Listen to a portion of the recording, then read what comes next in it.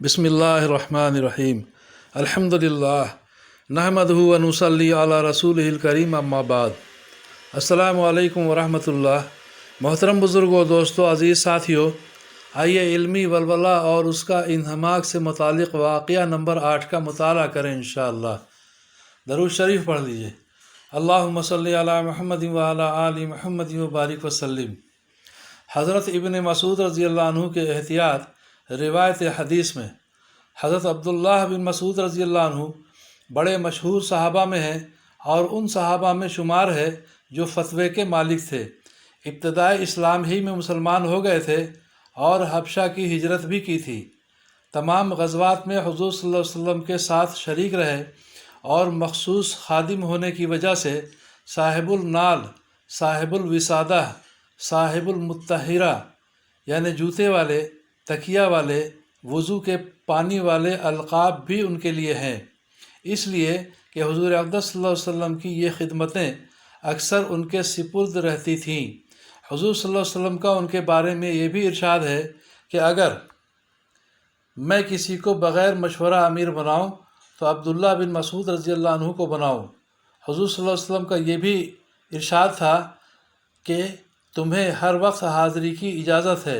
हुज़ूर सल्लल्लाहु अलैहि वसल्लम का ये भी इरशाद है कि जिस शख्स को कुरान शरीफ बिल्कुल ऐसी तरह पढ़ना हो जिस तरीक़े से उतरा है तो अब्दुल्ला बिन मसूद रज़ियल्लाहु अन्हु के तरीक़े के मुआफ़िक़ पढ़े। हुज़ूर सल्लल्लाहु अलैहि वसल्लम का ये भी इरशाद है कि इब्न मसूद रज़ियल्लाहु अन्हु जो हदीस तुमसे बयान करें उसको सच समझो। अबू मूसा अशरी रज़ियल्लाहु अन्हु कहते हैं कि हम लोग जब यमन से आए तो एक ज़माने तक इब्न मसूद रज़ियल्लाहु अन्हु को अहले बैत में से समझते रहे, यानी हुज़ूर सल्लल्लाहु अलैहि वसल्लम के ख़ानदान का समझते रहे। इसलिए कि इतनी कसरत से उनकी और उनकी वालदा की आमद व रफ्त हुज़ूर सल्लल्लाहु अलैहि वसल्लम के घर में थी जैसी घर के आदमियों की होती है। लेकिन उन सब बातों के बावजूद अबी अम्र शैबानी रहमतुल्लाह अलैह कहते हैं कि मैं 1 साल तक इब्न मसूद रज़ियल्लाहु अन्हु के पास रहा।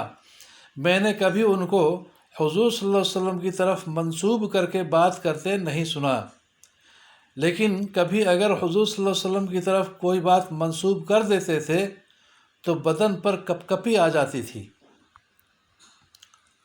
अम्र बिन मैमून रहमतुल्लाह अलैह कहते हैं कि मैं हर जुमरात को 1 साल तक इब्न मसूद रज़ियल्लाहु अन्हु के पास आता रहा।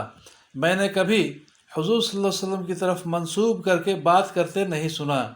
एक मरतबा हदीस बयान फरमाते हुए ज़बान पर यह जारी हो गया कि हुज़ूर सल्लल्लाहु अलैहि वसल्लम ने ये इरशाद फरमाया तो बदन काँप गया, आँखों में आंसू भर आए, पेशानी पर पसीना आ गया, रगें फूल गईं और फरमाया इंशाअल्लाह यही फरमाया था या इसके करीब करीब था या इससे कुछ ज़्यादा या इससे कुछ कम।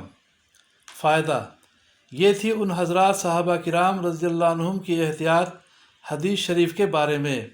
इसलिए कि हुज़ूर सल्लल्लाहु अलैहि वसल्लम का इरशाद है कि जो मेरी तरफ से झूठ नकल करे अपना ठिकाना जहन्नम में बना ले।